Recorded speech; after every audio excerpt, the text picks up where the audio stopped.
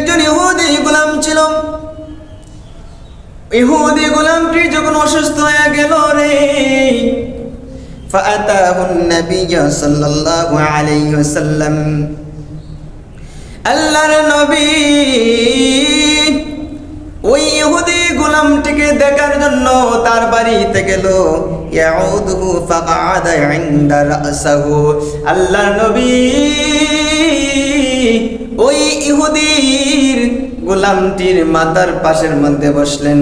মাথার পাশের মধ্যে বসিয়া ফাকালা লাহু আসলিম, আমার নবী তাকে বললেন তুমি ইসলাম গ্রহণ করো।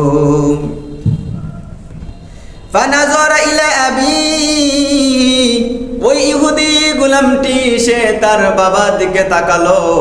অর্থাৎ বাবা কি বলে, ওই সময় বাবা বলে ওয়া হুয়া ইনদাহু ফাকালা আতি' আবাল কাসিম ফাসলিম, হে সন্তান আমার দিকে তাকাইয়া লাভ নাই রে, আবুল কাসিমের পিতা যেই কথাটি তোমাকে বলেছে, যে আদেশ করেছে, ওই আদেশে তুমি তার আদেশ গ্রহণ করে ইসলাম গ্রহণ করে নাও।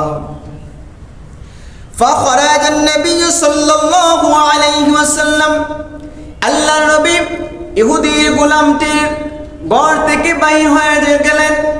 বাহির হওয়ার পরে আল্লাহর নবী বলেন আলহামদুলিল্লাহ, সমস্ত প্রশংসা কার, একমাত্র আল্লাহ।